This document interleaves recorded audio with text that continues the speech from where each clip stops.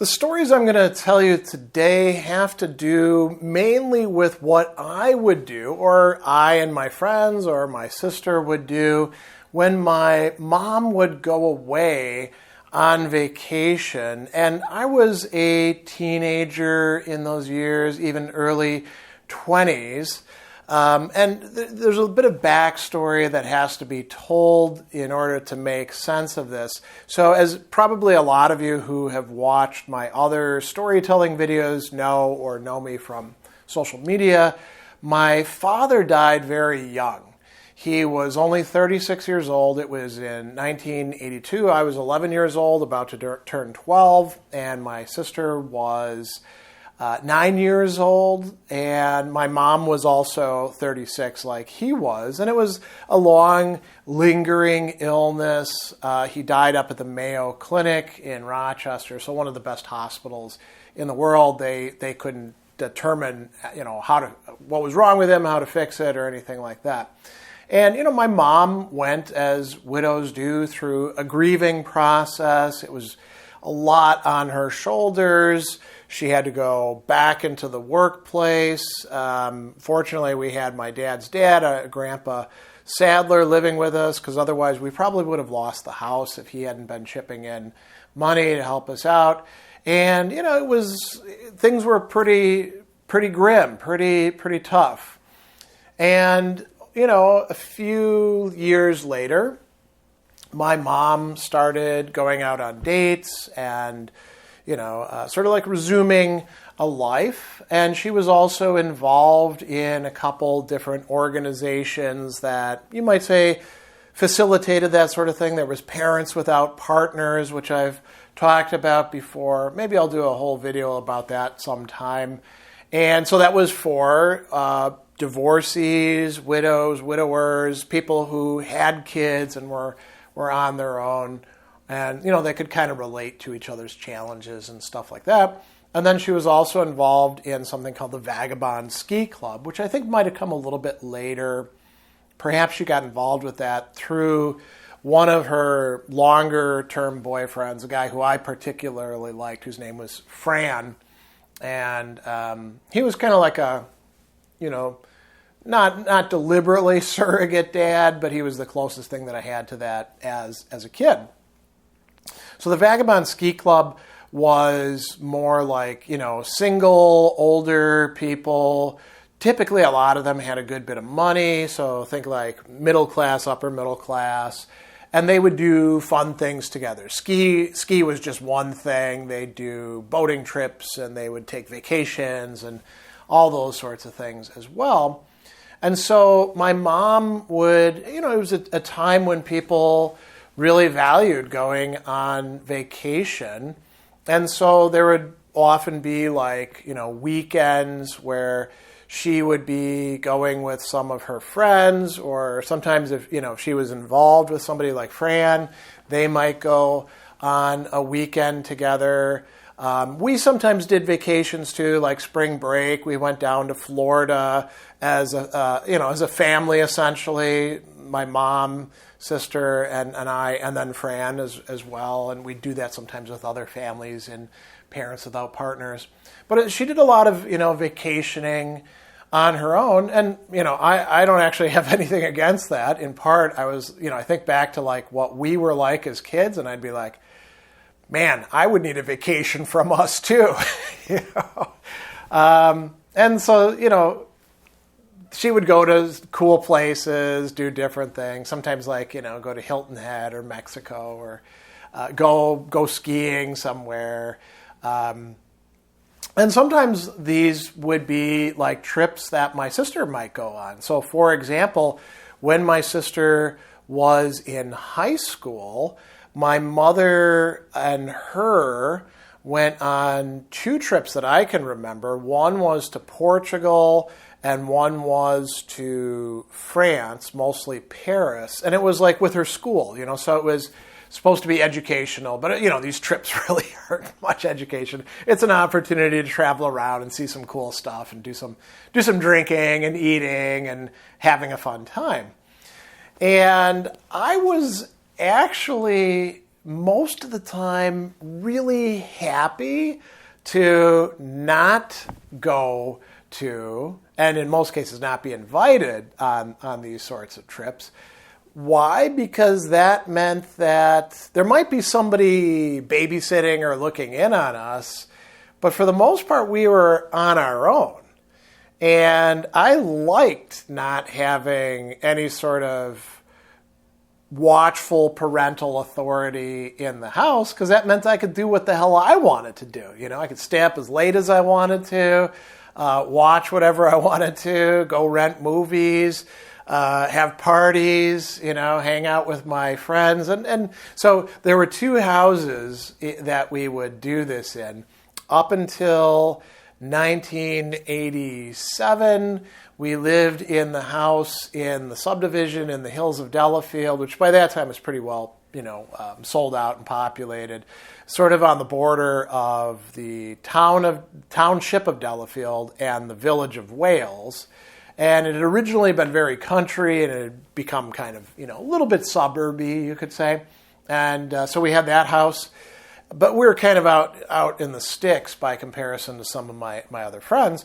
And then in 1987, we moved to the city of Waukesha, and we were on the northeastern little spur that goes out, and like Brookfield is on one side and Pewaukee's on the other side. And it's pretty city, It's now just part of the greater Milwaukee area. Back then, it kind of had its own cool character.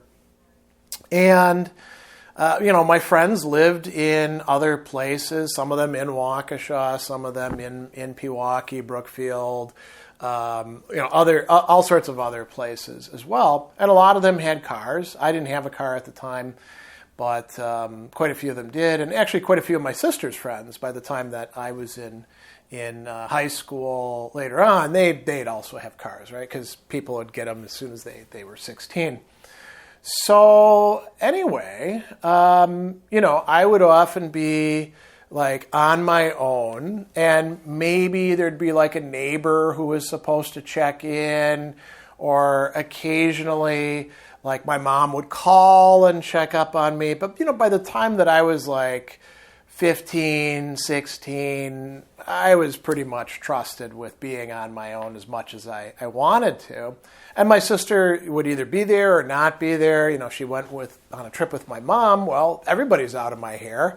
And if it was just me and my sister, we were already kind of used to doing stuff like that, a little backtracking. So when my mom went back to work after my dad died, so this would be, when I was, it would be the summer after I turned 12.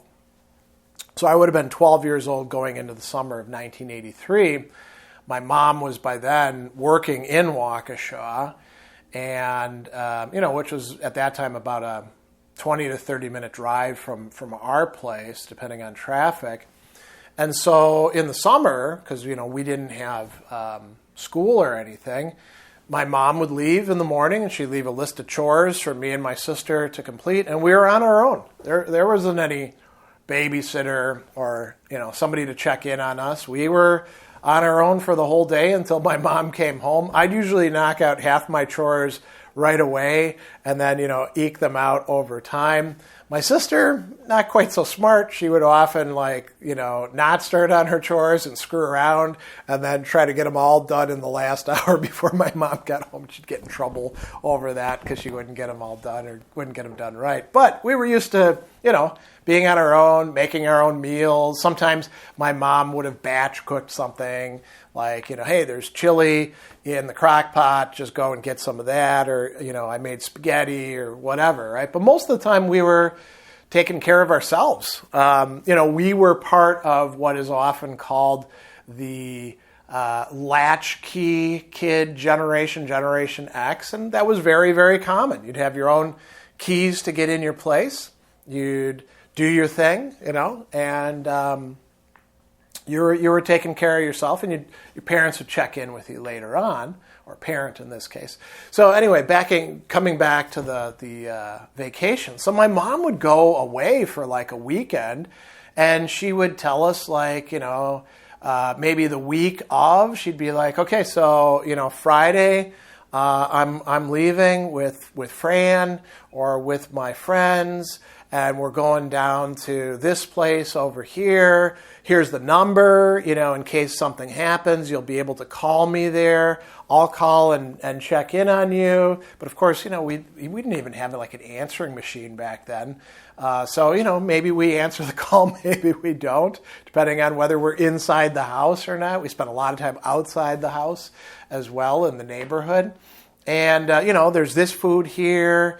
You're set up with these things. Make yourself mac and cheese if you want to, or there's some frozen pizzas you can put in the oven. Grandpa Sadler would be there, of course, but he kind of kept to himself.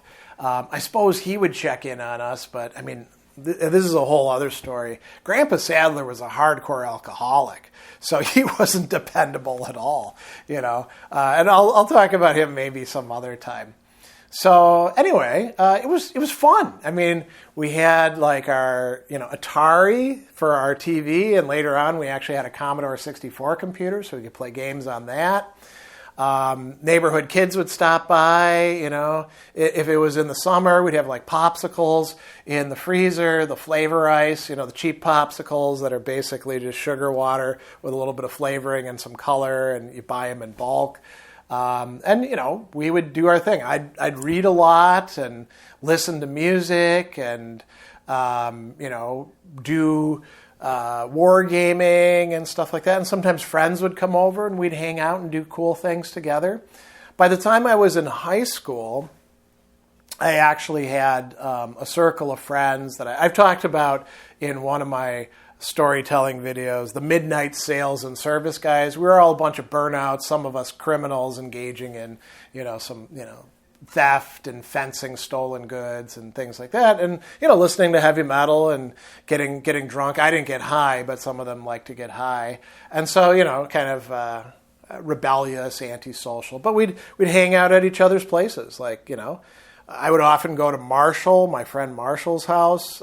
He had, two parents, and they were often there, but Marshall would often come to our house. As a matter of fact, some of my friends spent so much time at our house that, when my mom was there, she'd start treating them like they were members of the family. I remember when Marshall died, which was unfortunately quite young, we went to the funeral and she was talking to his ex-girlfriend and she was like, well, you haven't been around much lately, have you? And how would she know that? Because Marshall was around all the time at our place, right?